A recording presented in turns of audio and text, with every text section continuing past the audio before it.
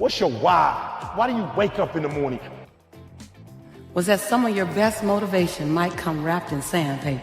Some of your best inspiration comes with some pricks and some nails and some thorns around it. Some of your best inspiration came in an experience that you didn't ask for, you didn't want, and you never want to have again. Some of your best inspiration, some of the very thing that's fueled your soul to get you here, came in an experience that you dare not wish on your enemy. The reason why you don't give 120% is you ain't got a why for what you do. One thing I can't give you ambition. I can't make you want something, right? I can't want it for you. But once you want something, now you plug into something very real. You start putting all this stuff together and it's like, okay, essentially everything falls on my shoulders. If I want to be great, it's all down to me and whether I execute on that or not. It's all down to my ability to say, this is the thing I want. This is the gap in skill set between who I am today and who I need to become.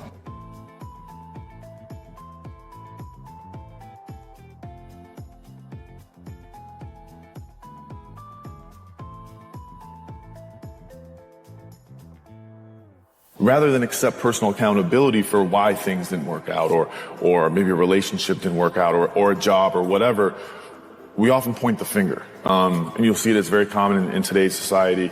I've even caught myself at sometimes. When things didn't happen, maybe you want to mentally, point the finger at someone else. So this is why this didn't happen.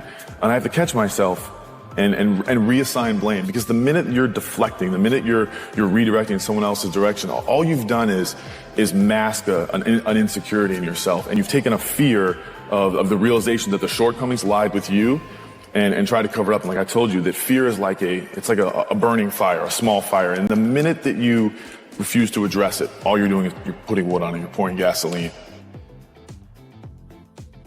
Thoughts become things is such a small part of the picture. It's actually a myth, because it's your feelings and your emotions are what manifests. The universe is delivering your experience through how you feel. It's not the Tesla on the vision board, the idea of moving towards that. I mean, that's fantastic, but it's the feeling the Tesla will give you, that feeling that drops down into your heart space.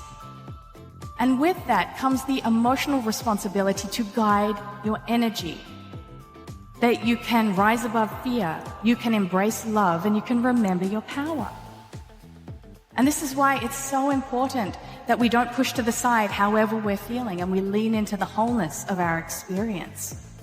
So when you blame somebody else or you make them responsible for how you're feeling, then you're actually disowning your power. You're handing over your energy to somebody else. Really have to set your mind to acquiring a certain set of skills with all the efficiency in the world, that you can acquire those skills, first of all, that anything is possible as long as you set your mind to it, and that and this is probably the most important lesson that I learned, that what is working against you is your own mind.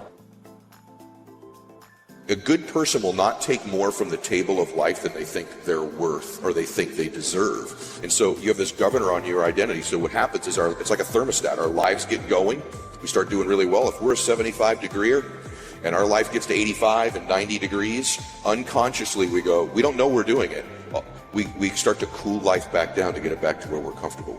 The reverse is also true. When things start to go really bad and you're broke and you're struggling, you find a way to heat your life back up to what you think you're worth and you deserve. So the way we alter our life is, sure, we got to alter our behavior and our relationships and our circumstances, but the only way it's permanent is that we alter that governor, that thermostat, and we start to believe we're worth 85 degrees of life, 95 degrees of life, 110 degrees of life.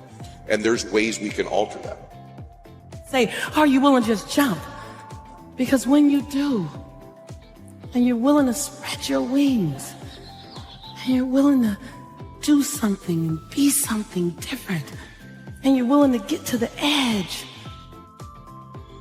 knowing you might fall, but also knowing you might fly. Working out is not life. To me, it's not about the body. It's completely about the mind. When you're starting your day at 4:30 in the morning, whatever, do that, the rest of your day, no matter what happens, is a breeze. You've tackled the hardest part of your day. No matter what goes on, Sometimes it's just showing up and being able to push yourself a little bit more than yesterday. I call finding your heart. You know, when you find your heart every day, man, life is a lot better. You know, because what happens is you're either the CEO of your life or you're going to be someone else. You're going to be life's employee. And you access presence by bringing awareness to the present moment. It's that power of now. That's your most pivotal point of power. That's your direct access to the universe at all times. And the more present you can be, the more you can release any of the resistance that is holding you back energetically from allowing your desires to flow into your reality.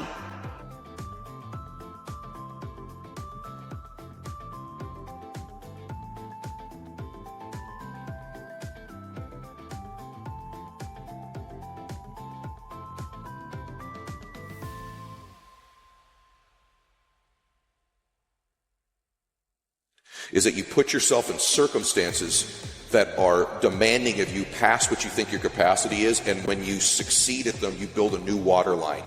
You do. You throw yourself out there past where you're comfortable, and you do an 85 degrees behavior, and you knock it out of the park, and you go, your brain starts to believe it. Repetitiously, when you start doing that, you build a new line. Now you're 85 degrees. That's number one. The second way, though, is association. If you're around people, and whatever that endeavor is, if it's a sport you're in, or if it's a business, or your faith, or your peace, if you begin to associate with people who live in that space at a higher temperature than you, through association, you get heated up. Take the setbacks and turn them into valuable information. When you think within the growth mindset framework of developing your abilities over time, in the framework of who you are, all of us have unique things to contribute if we stick to what we're doing. Every day, if you wake up and you don't take control of your day and you don't dominate the day as best you can start to finish, life is going to own you. You know, if you're waking up with a negative attitude, you have to be able to step back and self-assess. Why am I in a bad mood? And you have to work from that minute forward to build that tool in your belt, if you will, to be able to assess it, address it, apply it, if you will, and then move forward. If you can do that, I'll tell you, life gets exponentially easier and easier and easier every day. Before you know it, you're working with greater efficiency, more confidence, more determination, and you set yourself on a path to truly self-generate success. But more importantly, you're happy. Groundwork of beginning to build self-confidence is to begin to keep the promises you make to you. And that's why it's important to begin to even make small promises. If you're going to get up at a certain time in the morning, not only do it, but then give yourself credit. Say, I did what I said I was going to do. If you're constantly being influenced and moved by what other people think about you, it means there's a deficiency in what you think about you. The number one addiction in the world today is the addiction to other people's approval. And that's because we don't approve of ourselves. You don't have to allow yourself to be a victim, even if you've been victimized, right? Like, you can transcend that, and you can look back and go, what could I have done differently? Oh my gosh, I could have done all these things. Awesome. I'm now in control again, right? Because being victimized is inevitable, but being a victim, that's a choice, right? It's like pain is inevitable, suffering is a choice. Remember that you have this incredible power of presence within you. Then you empower yourself to create anything it is